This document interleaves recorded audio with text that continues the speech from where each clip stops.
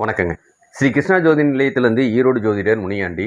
9/2/2026 பிறக்கக்கூடிய குழந்தையின் ஜாதக பலன்கள் என்ன அப்படிங்கிறத பார்த்துடலாம். குழந்தை பிறக்கிறது திங்கட்கிழமைங்க. அதாவது விசுவாவசு வருடம் தை மாதம் 26ஆம் தேதி குழந்தை பிறக்குது. ஓடிக்கிட்டு இருக்க நட்சத்திரம் விசாக நட்சத்திரம், துலாம் ராசி. துலாம் ராசிக்கு சந்திராசிரமமாக அமையக்கூடியது பார்த்தீங்க அப்படின்னு சொன்னோம்னா ரிஷபராசி சந்திராசிரமமாக அமையும். நட்சத்திர நாம எழுத்துக்கள் அப்படின்னு பார்க்கும்போது தி, து, தே, தோ இந்த பெயர் நாமம்லாம் தாராளமாக குழந்தைக்கு இங்கே வைக்கலாங்க. தை 26ஆம் தேதி பிறக்கக்கூடிய குழந்தைக்கு. திதின்னு பார்த்தீங்கன்னா அஷ்டமி திதியும், யோகம் விருத்தி யோகமும், கரணம் பார்த்தீங்கன்னா பாலவ கர்ணமும், ஆட்சி நீச்ச கிரகங்கள் இல்லை உச்ச கிரகம்னு பார்த்தோம்னா செவ்வாயும், பஞ்சபட்சின்னு எடுத்துக்கிட்டா காகமும், குபேர புள்ளி ரோகிணி நட்சத்திரம் 3 ரிஷபத்திலையும், அதிர்ஷ்ட புள்ளி புரட்டாதி நட்சத்திரம் 4 மீனத்திலையும், துரதிஷ்ட புள்ளின்னு எடுத்துக்கிட்டோம்னா புனர்பூச நட்சத்திரம் 1ஆம் பாதம் மிதுனத்திலையும் அமையக்கூடிய அமைப்பு நல்லா இருக்குங்க.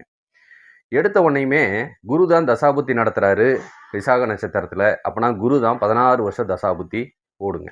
இந்த 16 வருஷத்துக்கு அப்புறம் பார்த்தீங்க அப்படின்னு சொன்னோம்னா சனி தசை 19 வருஷமும், புதன் தசை ஒரு 17 வருஷமும், கேது தசை 7 வருஷமும், சுக்கர தசை 20 வருஷம். மொத்தம் இந்த தசாபுத்திகள் மட்டும் நல்லா அமைஞ்சிட்டா அம்மா அப்பாவுக்கு இடையில நல்ல ஒற்றுமையும், நல்ல குடும்ப வருமானமும், நல்ல ஒரு வளர்ச்சியையும், ஒரு நிம்மதியையும் அவங்க இறப்பு காலம் வரைக்கும் அனுபவிப்பாங்க அப்படிங்கிறதையும் எடுத்துக்கலாம்.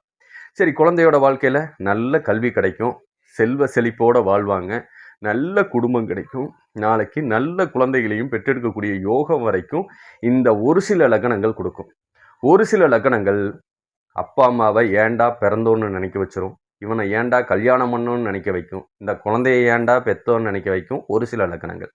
அந்த மாதிரி ஒரு சில லக்னங்கள் எது அப்படிங்கிறத நம்ம முன்கூட்டியே கொஞ்சம் தெரியப்படுத்தலாம் அப்படிங்கிற காரணத்தினால தான் இந்த பதிவுகளை போட்டுட்ருக்கோம். அப்படி பாதிக்கப்படக்கூடிய லக்னங்கள் என்னென்ன அப்படின்னு பார்த்தீங்கன்னா 1 மேச லக்னம், மிதுன லக்னம், கடகம், சிம்மம், விருச்சகம், மகரம், கும்பம்.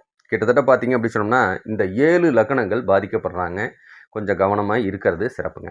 இந்த குரு தசைக்கு 2 லக்னம் பாதிக்கப்படும். என்ன அப்படின்னு கேட்டிங்கன்னா ரிஷபமும் துலாமும் கூட பாதிக்கப்படும். ஆனால் தசாபுத்திகள் பிறப்பு நேரத்தை பொறுத்தளவு கொஞ்சம் மாறுது அப்படிங்கிறதுனால அந்த 2 லக்கணத்தை கூட நம்ம கணக்கில் எடுத்துக்க வேண்டியதில்லை அப்படிங்கிறதுக்காக தான் நம்ம அதை சொல்லலை. சரிங்களா? இதோட முழு வீடியோவும் நம்ம போட்டிருக்கிறோம். அதையும் போய் பாருங்கள். உங்களுக்கு வேணுங்கிற தகவல் கிடைக்குன்னு நினைக்கிறேன். யாரும் கன்சீவ் ஆக்கியது இருந்தாங்கனாலும் அவங்களுக்கு இந்த வீடியோவை அனுப்பி வைங்க. அவங்களுக்கும் நாளைக்கு குழந்தை பிறக்கும்போது இந்த வீடியோ கொஞ்சம் பயன்பாடாக இருக்கும் அப்படிங்கிறத சொல்லிக்கிறேன். நன்றி, வணக்கங்க.